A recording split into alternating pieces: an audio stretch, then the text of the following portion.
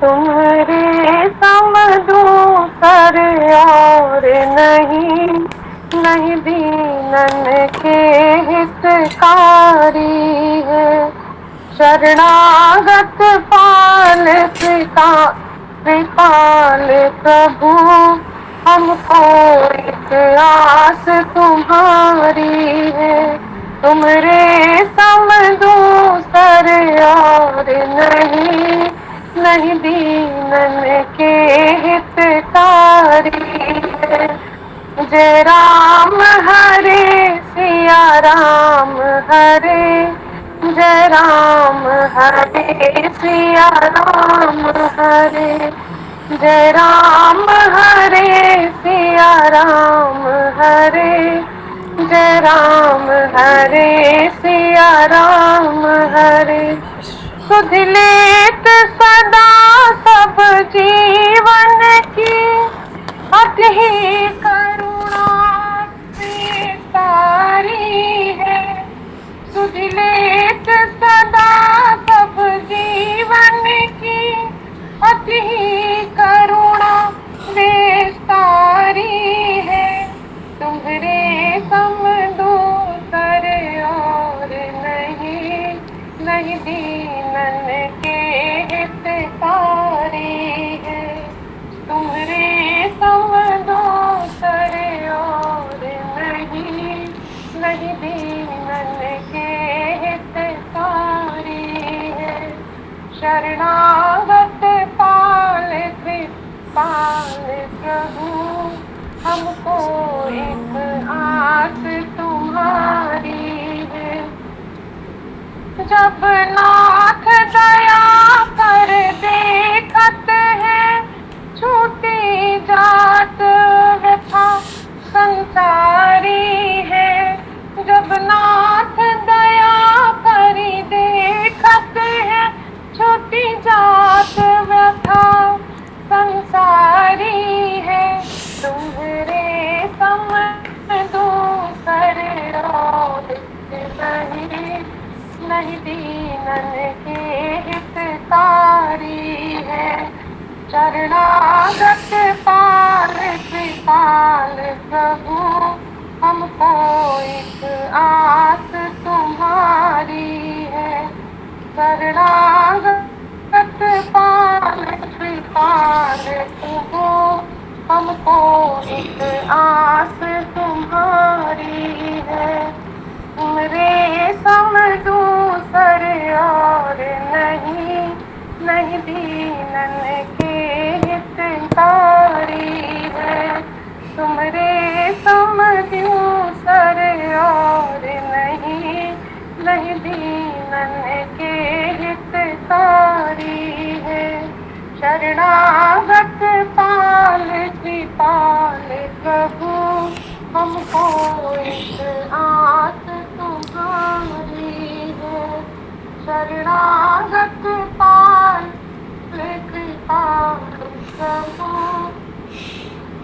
हो एक आस तुम्हारी। रामचंद्र भगवान की जय, राम राज्य सरकार की जय।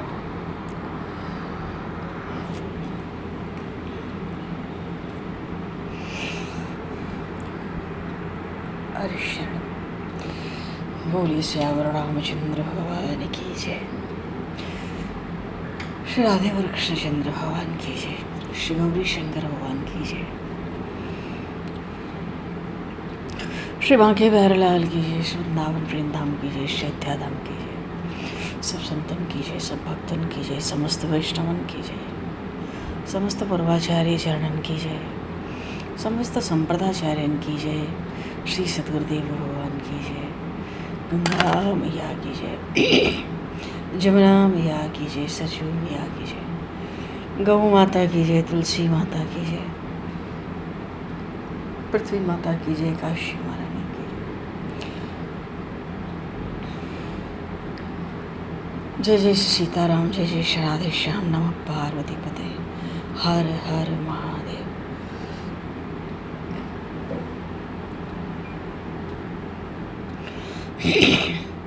अनंत कोटि ब्रह्मांड नायक सर्वेश्वर पूर्ण परात्पर ब्रह्म असंख्य कल्याण गुणगणनलय भक्तवांक्षा कलत्तरु शरणागत वत्सल भक्तवत्सल दीनबंधु दया सिंधु भगवान श्री राधा माधव की असीम कृपा करने से श्री हनुमान जी महाराज की परम पावन भावमयी सन्निधि में, महापुरुषों की भावमयी सन्निधि में एवं आप सभी श्रद्धालु भक्त वैष्णवों की मंगल सन्निधि में मानव जीवन का सर्वोत्कृष्ट फल भगवत गुरुवान भागवत स्मरण का आनंद हम सभी भगवान श्री कृष्ण की दिव्य मधुर लीलाओं के माध्यम से प्राप्त करने जा रहे हैं। सर्वप्रथम आप सभी भक्तजनों के श्री चरणों में भगवत भाव से सादर वंदन सादर नमन। आप सभी को यथा योग्य जय श्री राम जय श्री राधे हरि शरण जय श्री जी के।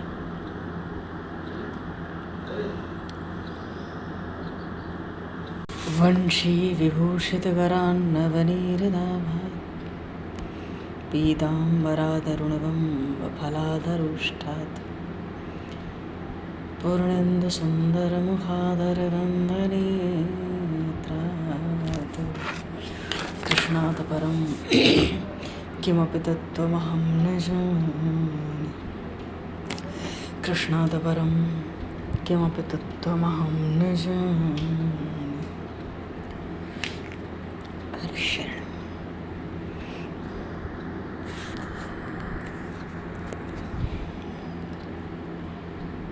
भगवान की शरणागति क्योंकि सत्य है, जीव के लिए परमात्मा के समान दूसरा कोई नहीं है। तुम्हारे सम दूसर और नहीं दीनन को हितकारी है।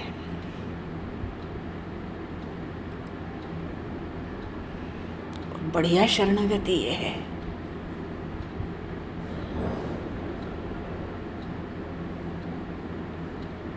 कि कभी शरणागत होना ही नहीं। क्यों? शरणागत होने का अर्थ होता है कि इतने दिन हम शरणागत नहीं थे, जबकि वास्तव में ये जीव सदा से ही उन परमात्मा के शरणागत है। अब हम में से किसी की हिम्मत हो तो बतावे कि हमने अपनी मर्जी से अपने माता पिता का चुनाव किया, अपने जन्म के लिए उस घर का चुनाव किया। हमने अपनी मर्जी से कुछ नहीं किया है आज तक। इससे सिद्ध होता है हम सब भगवान के शरणागत हैं। पूरी मर्जी तो किसी की भी नहीं चलती। हाँ, शरणागत होने का अर्थ होता है अपनी भूल को मिटाना। हम शरण होते हैं, मुक्त होते हैं, तो केवल हमारी ही भूल तो मिटती है। जीव तो सदा से ही परमात्मा का है।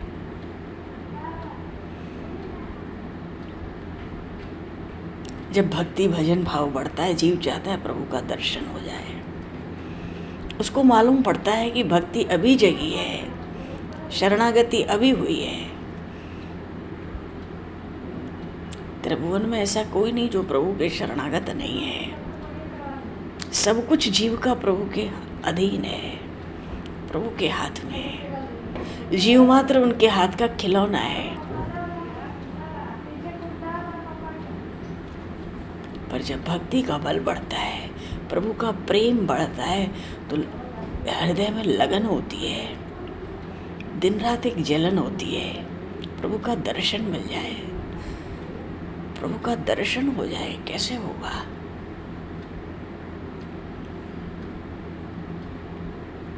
प्रभु का दर्शन मिल जाए तो जीव का प्राण ही निकल जाए। ऐसे तो गुरु कृपा से एक तो दर्शन होता है, और जो दर्शन होता है, भगवान की जो रूप माधुरी होती है, उसको सहने की सामर्थ्य उस सौंदर्य को जीव में नहीं होती है। गुरु कृपा के बल से ही उस दर्शन को वो सहन कर पाता है। और फिर उस समय ये भी सुध नहीं रहती कि दर्शन हो भी जाए प्रभु का, जुगल सरकार का, तो उस समय करेंगे क्या, करना क्या है। ये भी गुरु कृपा से मालूम पड़ता है। मालूम पड़ता है उस समय ही गुरु कृपा होती है ऐसी, जो जीव को उसी समय मालूम पड़ता है, अभी से नहीं मालूम रहता है।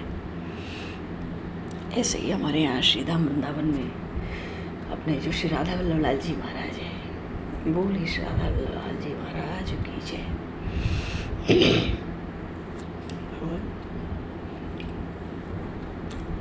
जिन्होंने श्री हरिवंश महाप्रभु ने उनको प्रकट किया श्रीधाम वृंदावन में, आज से लगभग 550 वर्ष पूर्व।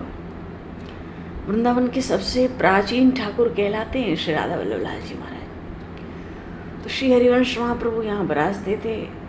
ऐसे एक छबिलदास जी थे, उनके शिष्य ही थे श्री हरिवंश महाप्रभु के। गाते ना श्री राधा वल्लभ हरिवंश, वही हरिवंश महाप्रभु के शिष्य थे श्री छबिलदास जी। तो बहुत सुना था महाप्रभु के बारे में। तो वृंदावन आए थे, वृंदावन आए तो सीधे महाप्रभु के शरणागत हो गए, शरण में आ गए महाप्रभु जी के, श्री हरिवंश महाप्रभु के। मन उनको गुरु बनाया। अच्छा, आए तो पहले पूछा कि मुझे तो आपके ठाकुर जी की सेवा करनी है, मुझे भी कुछ सेवा बता दो, मैं सब छोड़ छाड़ के वृंदावन आया हूँ। तो महाप्रभु ने कहा, क्या सेवा करोगे, क्या कर सकते हो, क्या आता है तुमको, किसमें रुचि है तुम्हारी। तो छबीलदास जी, तो उनका नाम ही था तांबूली, पान बीरी का काम करते थे। पान की बीरियाँ लगाना आता था। बीरी इसलिए बीड़ा नहीं, बीरी छोटी छोटी नन्ही नन्ही बड़ी कोमल। तो उनका नाम ही था छबीलदास तांबूली। तो उन्होंने कहा, महाराज हमें तांबुल बनाने आवे, सो हम तांबुल की सेवा कर सकें आपके ठाकुर जी की। महाप्रभु ने कहा, ठीक है, पर हाँ ऐसी बीरी बनइयो जाते हमारे लालजू को कछु श्रम न करना पड़े। मानो मुंह में तुम्हारी पान की छोटी छोटी बीरियां जाएं जो भोग लगे, तो ऐसा न हो मुंह में जाके प्रभु को परिश्रम करना पड़े। ऐसी बनाना मानो मुंह में जाते ही घुल जाए वो पान की बीरी छोटी छोटी। आज भी बड़ी छोटी छोटी पान बीरियां भोग लगती हैं। श्रीनाथ जी को देखो, एक दिन में 100-150 पान बीरी तो भोग लगी जाती है। दाऊ जी में, यहाँ पे बलदेव में दाऊ जी महाराज है ना, दाऊ जी का बड़ा विशाल मंदिर है ब्रज में, एक ही वो मंदिर है बड़ा विशाल। दाऊ जी में पूरी की भोग, जो पूरी का भोग लगे, सो पूरी कितनी छोटी छोटी हो गए, एकदम जरा जरा सी, एकदम जरा जरा सी। कहा कारण है, कारण ये है कि पुजारी से पूछो, गोसाई से तो बतावें कि इतनी छोटी छोटी पूरी है, थोड़ा सा साग लगाओ मुंह में डालो, तोड़ने का श्रम नहीं रहेगा ठाकुर जी को। दाऊ जी महाराज को पूरी तोड़ने में भी श्रम ना होवे, सो इतनी छोटी छोटी पूरी। तो ऐसे ही महाप्रभु ने कहा, ऐसी बीरी बनी हो कि कछु श्रम ना होवे हमारे लाल जी को, श्री राधा वल्लभ लाल जी को, मुंह में जाके घुल जाए। अब ऐसी सेवा उन्होंने आरंभ कर दी। तो एक दिन पान बीरी का प्रसाद हरिवंश महाप्रभु ने पाया, जो श्री राधा वल्लभ लाल को भोग लगा, हरिवंश महाप्रभु ने पाया। और पाया तो उनको बड़ा आनंद हुआ। आनंद इसलिए हुआ कि उनको लगा, हाँ ये सेवा बढ़िया है, क्यों मुंह में जाते ही घुल जावे, याते मेरे प्रभु को कछु परिश्रम ना करना पड़े। बात पक्की है गई। अंदर से भीतर से छबीलदास तांबूली पर प्रसन्न है गए महाप्रभु। शाम के समय, दोपहर के बाद मतलब लेटे थे, छबीलदास जी चरण दबा रहे थे, चरण सेवा कर रहे थे, और भी शिष्य बैठे थे, सेवक बैठे थे आसपास। महाप्रभु ने सबके बीच में कही, हृदय आज इतना प्रसन्न है रहे हुए, जो कछु चाहिए छबीलदास मांग।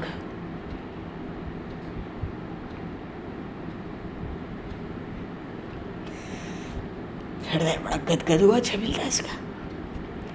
छबीलदास जी ने भी मौका नहीं छोड़ा। अरे महाप्रभु हैं, उन्होंने झट अपने गुरुदेव के चरण तो पकड़े थे, चरण चाँप रहे थे सेवा में। उन्होंने झट बिना विलंब के महाप्रभु जी से कहा, जो मांगूंगो आप दोगे।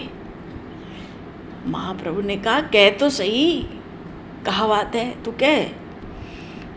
छबीलदास जी ने कहा, महाराज मैं तो सुनूं ये राधा वल्लभ लाल जी आपके संग बातें करें, आपकी गोद में अचानक उछल के बैठ जावें, आपके साथ लाड़ लड़ावें, तो ऐसो दिन मेरे जीवन में कब आएगा? ऐसो दिन मेरे जीवन में कब आएगा जाते मैं भी वह सुख को लूट सकूं। सो आपको अनुग्रह है जाए महाराज, तो ये कृपा करो कि हमको भी श्री प्रिया प्रतम लाल के साक्षात दर्शन है जाए जैसे आपको हुए। वो हमारी भी गोद में कभी आके बैठ जावें, कभी हमारी ओर देखें, या कभी उन जुगल सरकार को मोए भी दर्शन हो जाए साक्षात। महाप्रभु ने छबीलदास से कहा, छबीलदास दर्शन करेगो? हाँ। सहन कर पाएगो? छबीलदास को बोल बंद। महाप्रभु ने पूछा, दर्शन हो जाएगा तो सहन कर पाएगा जुगल जोड़ी को, उस रूप माधुरी को? कछु पतो है? छबीलदास जी ने कहा, महाराज प्राण ही निकल जाए कहा करनो है वाके पीछे। प्रभु को एक बार दर्शन हो जाए जुगल सरकार को, प्रिया प्रतम लाल को, श्री राधा वल्लभ लाल को, फिर कहा करनो है मुझे। हंस गए महाप्रभु।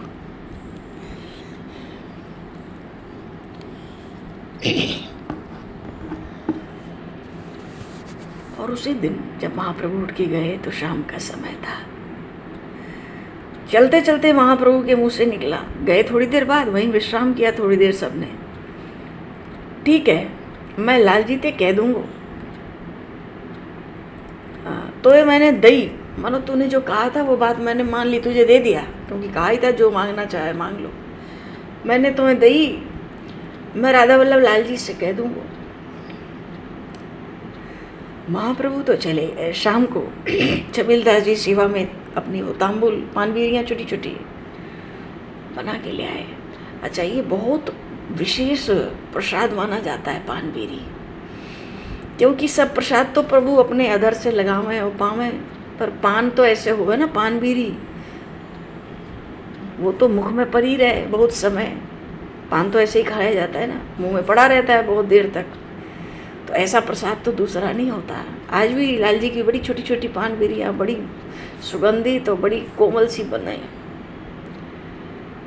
तो राधा वल्लभ लाल जी महाराज भाई बहुत श्रृंगार के ठाकुर हैं। दूसरे तीसरे दिन उनके ब्यावले होते रहे यहाँ पर। तो तांबुली वो छबीलदास आए पानबीरी लेके पात्र में, चांदी के पात्र में, कि अंदर कोई सखी दिखे तो पाको दूं भोग लग जाए। पर आज शाम को न जाने क्या हुआ, लाल जी का मंदिर खाली पड़ा है।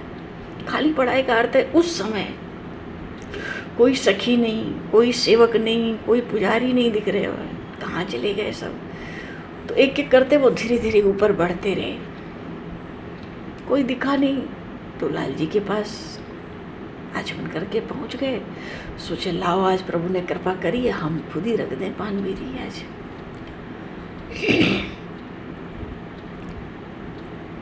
तो जैसे ही भीतर गए, लाल जी के सन्मुख हुए, वहां तो साक्षात श्री प्रिया प्रतम लाल के आज दर्शन थे एकांत में। बोले श्री जुगल सरकार की जय, श्री राधा वल्लभ लाल की जय। गुरु के अनुग्रह से आज साक्षात दर्शन थे वहां। अब तो चेतना उस दर्शन की दृष्टि क्या पड़ी, उस सौंदर्य को देखकर चेतना जाने लगी। हाथ पैर ठंडे हो गए, संभल नहीं पा रहे थे। इतने में श्री जी ने छबीलदास जी से कहा, इतकुआ वहां क्या कर रहे हो? इतकुआ मतलब यहाँ आओ, पास आओ। अब तो कोई सुध नहीं रही, मूर्छा सी होने लगी, गिरने से लगी। भीतर से गुरुदेव की आवाज आई, सहन कर पाएगो? तो प्रिया प्रतम लाल के दर्शन करना चाहे, सहन कर पाएगो? फिर चेतना भी हुई, मानो गुरु कृपा से वो बल हुआ, खड़े हुए। श्री जी ने ठाकुर जी से धीरे से मुस्कुराकर कहा, देखो तुम धीरे मुस्कुराई हो, थोड़ा मुस्कुराई हो, जोर को मत हंस दियो काहू बात पे, और नहीं तो मर जाएगा। या छबीलदास के प्राण ही निकल जावे, तुम जोर से नहीं हंसना। इतने में ठाकुर जी ने कहा छबीलदास से, अरे बीरी लेके वहां खड़े रहोगे या पास भी आएगा? पास आ इतकू। हाँ, अब तो वाणी सुनकर शरीर संभल नहीं रहा था, सुध नहीं थी। किसी तरह 1-2 कदम बढ़ाए प्रभु जी की ओर, और पान बीरी जो हाथ में थी, वो चांदी का पात्र में पान की बीरियां लगी थी कुछ, उन्होंने बड़े साहस से बड़ा धैर्य रख के ऊपर उठाया कांपते हुए हाथ से। प्रभु ने कहा, अब बीरी उठा के मैं पाऊं, पहले श्री जी को पावा। तो एक बीरी उसमें से निकाल के छबीलदास ने श्री जी की ओर बढ़ाया। श्री जी ने उसमें से थोड़ा सा लेके मुख में रख लिया। लाल जी ने छबीलदास से कहा, ला अधरामृत अब मुझे दे। और जो बचा टुकड़ा था उसको प्रभु ने ले लिया। पर छबीलदास गुरु कृपा से भी अपने को संभाल नहीं सके, प्राण निकल गए। उसी मंदिर में प्राण निकल गए उसी समय। गुरु अनुग्रह होने पर भी सहन नहीं कर पाए उस दर्शन के सौंदर्य माधुरी को।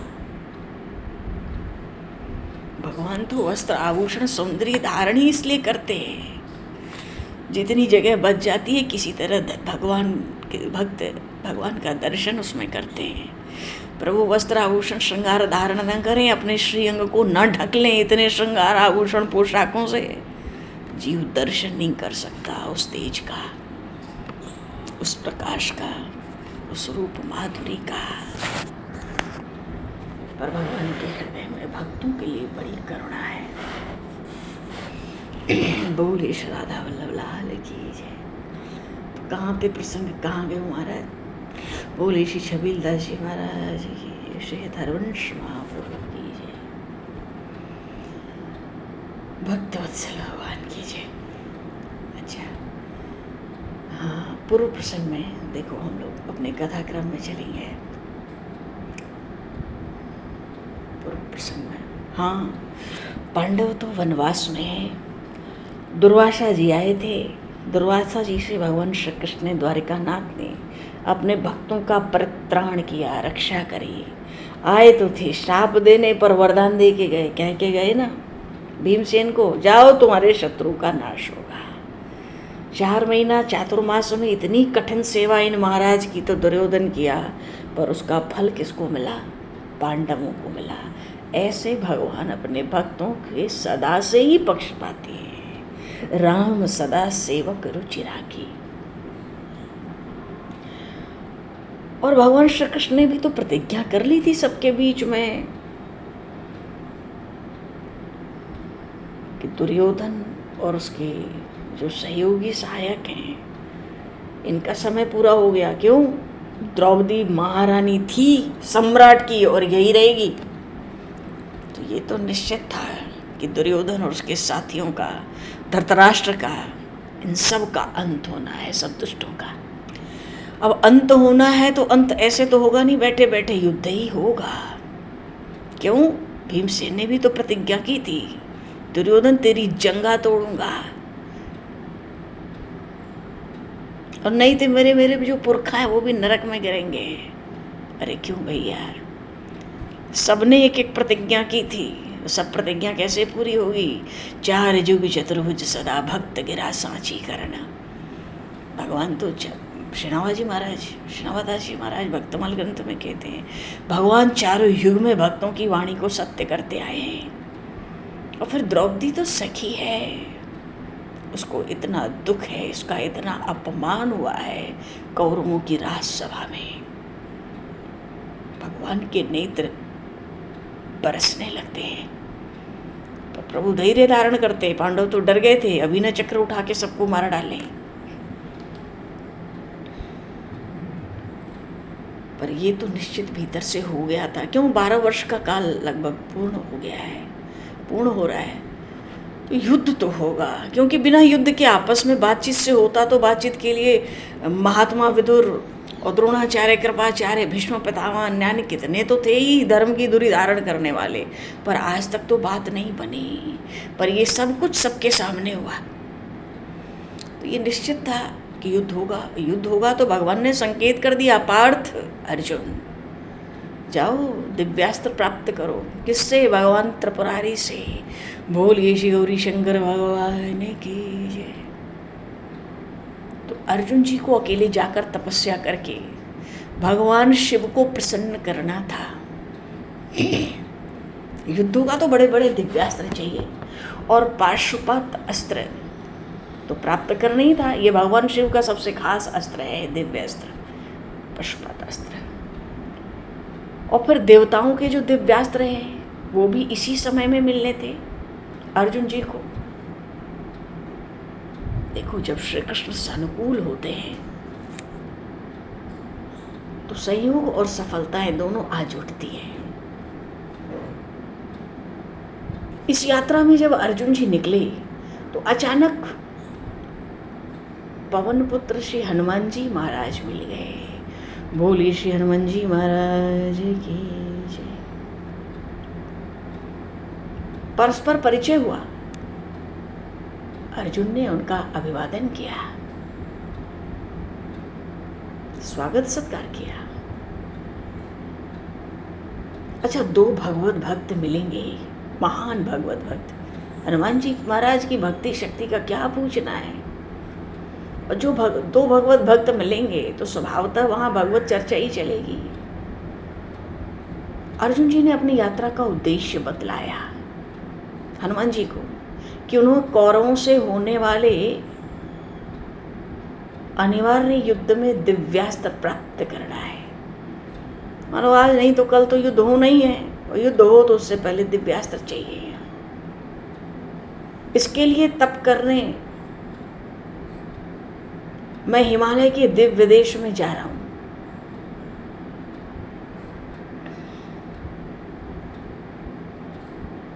तो इस प्रसंग में वो श्री मारुति नंदन ने मर्यादा पुरुषोत्तम भगवान श्री राम का मंगलमय चरित्र सुनाना प्रारंभ कर दिया। देखो, अर्जुन जी ने कहा मैं तो हिमालय जा रहा हूं दिव्यास्त्र प्राप्त करने, उसके लिए भगवान शिव की तपस्या करके उनको प्रसन्न करूंगा, उनसे सब कुछ प्राप्त कर लूंगा, क्योंकि कौरवों से युद्ध अनिवार्य हो चुका है अब। और हनुमान जी महाराज कछु नहीं बोले, कुछ भी नहीं बोले, राम जी का चरित्र सुनाने लगे। बोलिए श्यावर रामचंद्र भगवान की जय। जब पूरा चरित्र सुनाने लगे वो तो, लेकिन जब सेतु बंधन का वर्णन आया कि राम जी ने समुद्र पे पुल बांधा था, पूरी कथा सुना दी। कथा के बीच में ये प्रसंग आया, सेतु बंधन, रावण वध से पूर्व। अर्जुन जी को आश्चर्य हुआ। अर्जुन जी बोले,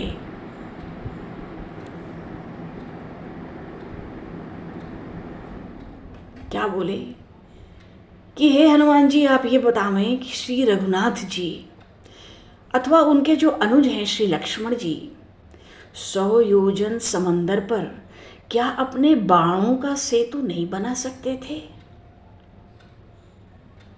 बेचारे उन नलनील को, सारे बानर वालों को, मानो आप सबको, पर्वतों को, वृक्षों को ढोने का कितना परिश्रम करना पड़ा था।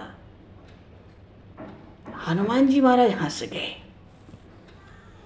अर्जुन जी की इस बात पर कि आपके श्री रघुनाथ जी या उनके अनुज ने अपने बाणों से 100 योजन समंदर पे पुल क्यों नहीं बना दिया। हनुमान जी हंसकर बोले, अर्जुन, वे प्रभु सर्व समर्थ हैं, कर तो सब कुछ सकते हैं, पर बाणों के द्वारा बंधे सेतु के ऊपर इतनी विशाल वानरी सेना कैसे पार हो सकती थी? अर्जुन जी ने थोड़ा गर्व से कहा, यह आशंका तो बेवजह है। ऐसा सेतु तो मैं क्षण भर में बना दे सकता हूं, और चाहे उस पर जितनी बड़ी सेना और सारी सामग्री के साथ पार हो जाए।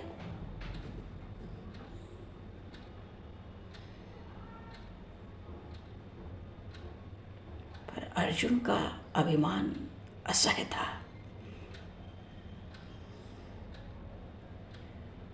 क्योंकि हनुमान जी महाराज को, वो तो पवन पुत्र है भाई, उनको तो अपने आराध्य के पराक्रम की अवगणना लगी। थोड़ा रोष से बोले, समुद्र तो बहुत दूर है, तुम्हारे सामने अर्जुन ये जो सरोवर दिख रहा है, तालाब, बाणों का सेतु इसी पर बना दो, और वो सेतु अगर मेरा भार सहन करके भंग न हो जाए तो मैं अभी शरीर त्याग दूंगा। अर्जुन जी आवेश में आ गए। हनुमान जी को लगा, रहे मेरे आराध्य की अवमानना कर रहा है, समंदर पे पुल बनाएगा, इसको इतना अपने बाण विद्या का अभिमान है। चल भैया, इस सरोवर तालाब के ऊपर बना, मैं चढ़ता हूँ, मैं तो एक बानर हूँ, वहाँ तो पदम 18 जूथव बंदर, अगर मेरा भार ही सहन कर ले अकेले तेरे बाणों का पुल इस छोटे से तालाब के ऊपर, तो मैं शरीर त्याग दूं। आवेश में आ गए अर्जुन, बोले, मेरा बनाया बाणों का ये सेतु यदि आपके भार से टूट जाए तो मैं जलती हुई चिता में प्रवेश करके प्राण त्याग दूंगा। अब कर लो बात। भाई हनुमान जी का आवेश तो उचित है, अपने राम तो हनुमान जी महाराज के आवेश से उनके साथ है, क्योंकि उनका आवेश उचित था। क्यों? हनुमान जी महाराज अपने आराध्य के अपमान को सहन नहीं कर सकते थे, पर अर्जुन के आवेश में तो अपने पौरुष का अभिमान और अविवेक है।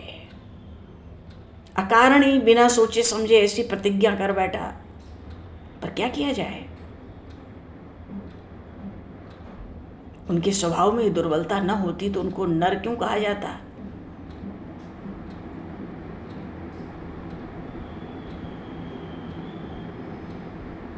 तो सामान्य पुरुषों के प्रतिनिधि हैं, और प्राणियों में कोई दुर्बलता दुर्गुण तो कुछ न कुछ रहता ही है।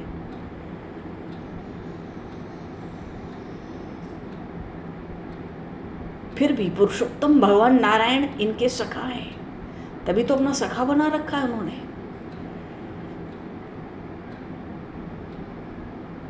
पर हम इतने बलवान ही होते तो उन सर्व समर्थ सर्वशक्तिमान भगवान की सहायता की अपेक्षा हम क्यों करते। जीव उतना बलवान कभी नहीं हो सकता, तभी उसको परमात्मा की अपेक्षा हमेशा बनी रहती है। हनुमान जी का आवेश उचित है, पर अर्जुन जी का आवेश हनुमान जी को बढ़िया नहीं लगा, बुद्धि संगत नहीं लगा। पर अर्जुन जी ने तो अपना गांडीव चढ़ा लिया, बाणों की वृष्टि आरंभ कर दी। सचमुच उस सरोवर पर एक तट से दूसरे तट तक जो सेतु बना बाणों का, बड़ा सुदृढ़ था, बड़ा मजबूत, और क्षणों में बन गया। अब अपना गांडे उतारते हुए धनंजय अर्जुन ने कहा, अब आप इस पर से पार जा सकते हैं। हनुमान जी को पवन नंदन उठे,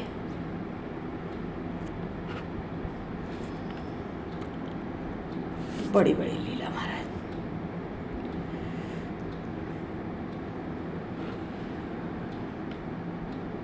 और जब उठे तो कनक भूधराकार शरीरा। हाँ, हनुमान जी ने जो भयंकर कनक भूधराकार शरीर धारण किया, उसकी कल्पना तो अर्जुन ने की ही नहीं थी।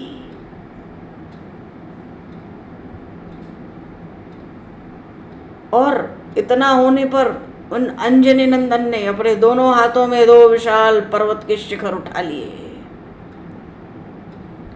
इस दृश्य को तो देखकर अर्जुन जी का रहा सहा धैर्य भी समाप्त हो गया। उनका अभिमान तो नष्ट हो ही गया हनुमान जी के दर्शन से ही। कनक भूधराकार शरीर, और फिर 2 पर्वत दोनों हाथ में इतने बड़े बड़े। धैर्य तो समाप्त हुआ, अभिमान भी नष्ट हुआ। वो जलती हुई चिता उनकी आंखों के सामने दिखने लगी।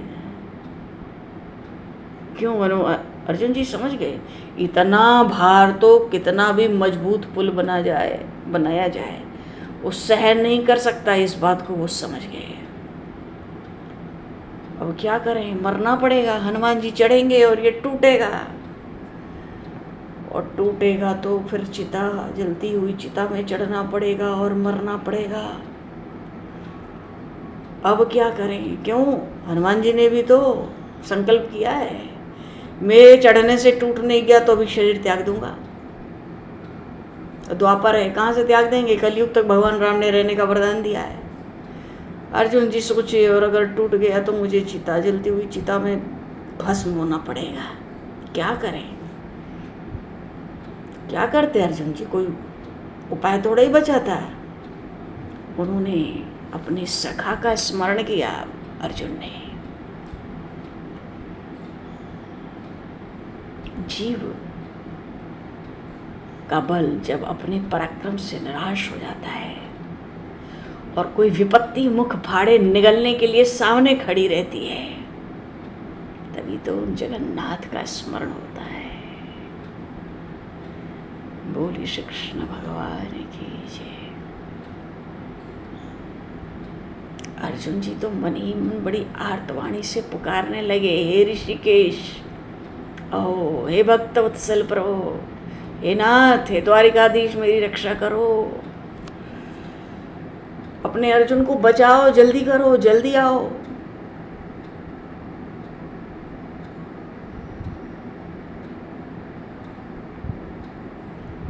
पर हाँ, हे द्वारिकाधीश, मुझे अपने मरने का भय नहीं है, पर बात यह है कि मैं यहीं मर गया तो आपके आश्रित जो बचे हुए पांडव हैं 4, और वो जो पांचाली है, उनके प्राण भी नहीं बचेंगे, इसलिए जल्दी आओ।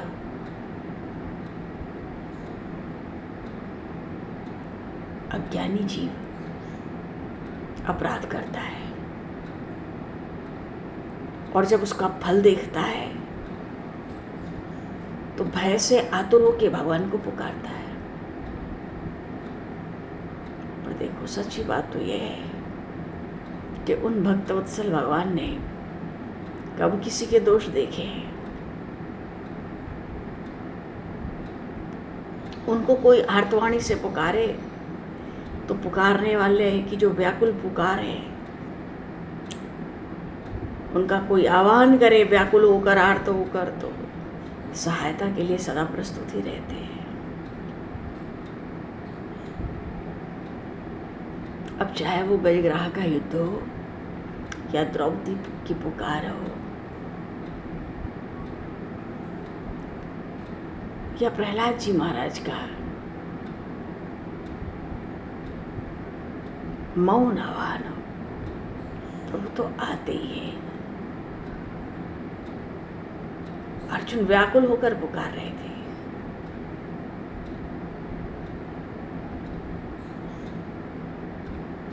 लेकिन वो जो अनंत शक्ति है प्रभु की,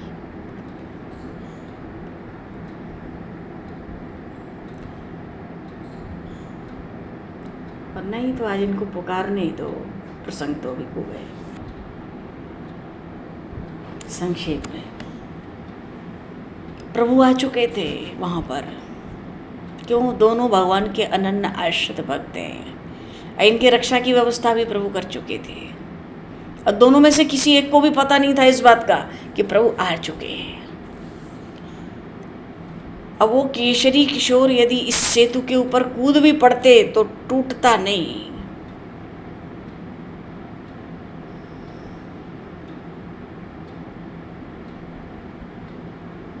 उन्होंने भगवान को तो अब दोनों भक्तों की प्रतिज्ञा की रक्षा करनी है। ऐसे ही सुधनवा के युद्ध में हुआ था, दोनों की ऐसी प्रतिज्ञा थी दोनों, और वो प्रभु के ही बस का था। वो सुधनवा भी ऐसा था, बाण मारता था तो अर्जुन का रथ 400 हाथ पीछे जाता था। हैरान हो जाते थे अर्जुन, ये कौन है पृथ्वी पर दूसरा ऐसा बाण चलाने वाला। भगवान श्री कृष्ण ने कहा, एक पत्नी व्रत वाला है, अब ये गुण न तुम में है न मुझ में है। ये सुधनवा एक पत्नी व्रत वाला है, सो बाण मारता है तो 400 हाथ पीछे गया रथ, जबकि मैं भी बैठा हूं और तुम भी बैठे हो। उस युद्ध में भी अर्जुन जी की और सुधनवा की ऐसी प्रतिज्ञा एक साथ हो गई। भगवान के दोनों भक्त कैसे रक्षा करें, बड़ी अद्भुत कथा है भक्त सुधनवा की भी। हनुमान जी कूद भी जाते तो वो सेतु टूटता नहीं, क्योंकि टूट जाएगा तो अर्जुन को चिता में जलना पड़ेगा, जलती हुई चिता में, और नहीं टूटता तो हनुमान जी को शरीर त्याग करना पड़ता है।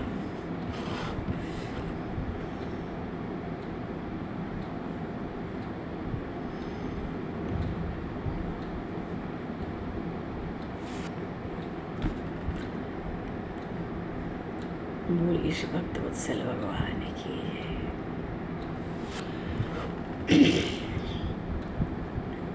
श्रादेव कृष्णचंद्र भगवान की जय, श्री अवर रामचंद्र भगवान की जय, श्री गौरी शंकर भगवान की जय, श्री हनुमान जी महाराज की जय, सब संतन की जय, सब भक्तन की जय, सदगुरुदेव भगवान की जय। भगवान अभी तो यह हो नहीं पाएगा, इसलिए अब समय को दर्शित करते हुए आज यहीं पर वाणी को विराम। वाक्य पुष्पांजलि प्रभु के श्री चरणों में सादर समर्पित। आप सभी को अभी यथा योग्य जय श्री राम, जय जय श्री राधे, हरि शरण, जय सीताराम।